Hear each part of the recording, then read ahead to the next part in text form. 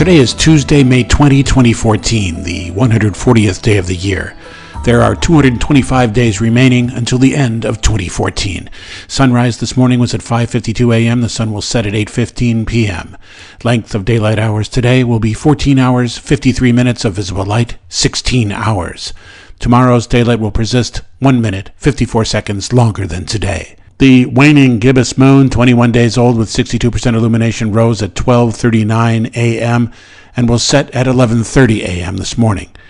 The moon will pass above Rutland City at 225,826 miles distant from the center of planet Earth, appearing within the 11th zodiacal designation, Aquarius, the water bearer. Under clear skies in downtown Rutland this morning, expect an abundance of sunshine with winds north-northwest, 10 to 20 miles per hour, and a high temperature of 70 degrees on the Fahrenheit scale. Tonight, partly cloudy skies, an overnight low of 46 degrees with light winds east-northeast, 5 to 10 miles per hour. Look for partly cloudy skies Wednesday and a high temperature around 72 and a 20% chance of precipitation, rising to an 80% chance Wednesday night. Pollen count today is high, 9.4 out of 12. Humidity will reach 84%. UV level today is safe, 1 out of 16.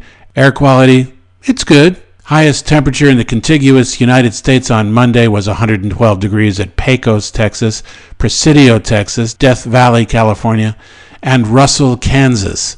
The lowest temperature was 24 degrees at Bridgeport, California, and Mount Washington, New Hampshire. All men dream, but not equally. Those who dream by night in the dusty recesses of their minds awake to find that it was vanity. But the dreamers of day are dangerous men, that they may act their dreams with open eyes to make it possible. Thomas Edward Lawrence. On this day in history, 1883, Krakatoa begins to erupt. The volcano explodes 3 months later, killing more than 36,000 people. Krakatoa is a volcanic island in the Sunda Strait between Java and Sumatra, Indonesia.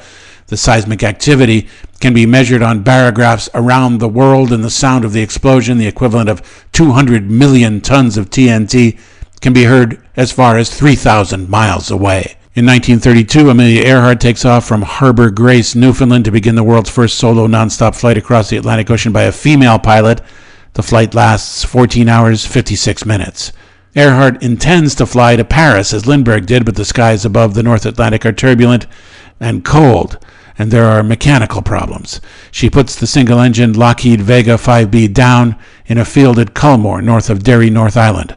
A farmhand asks her, "Have you flown far?" She replies, "From America." 1956, in Operation Red Wing, shot Cherokee, the first United States airborne hydrogen bomb is dropped over Bikini Atoll, a ring of islands in the South Pacific Ocean, a territory of the Marshall Islands.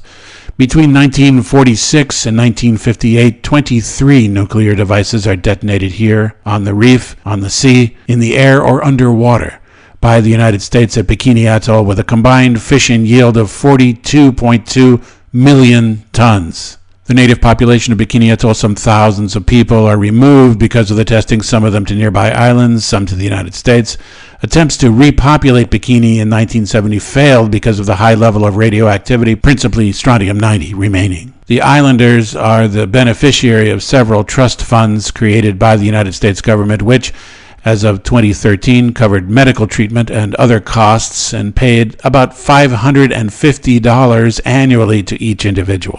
Red Wing is a series of 17 atmospheric nuclear detonations between May and July 1956, at or about the exact time the American bastardization of the original Godzilla movie is playing to great success and wide release throughout the United States. Godzilla is a metaphor for the threat of nuclear proliferation. The nuclear tests in the South Pacific, contrary to popular opinion, are not an elaborate and dangerous stunt to publicize the movie. Neither is bikini swimwear, introduced in Paris July 5, 1946. 4 days earlier, the United States has conducted the first test shot of a nuclear device as part of Operation Crossroads at Bikini Atoll. The designer of the French bikini, mechanical engineer Louis Réard, says he hopes his swimwear will generate the kind of explosive commercial and cultural heat the Americans have produced in the South Pacific. This has been today's Weather Minute. I'm Richard Alcott.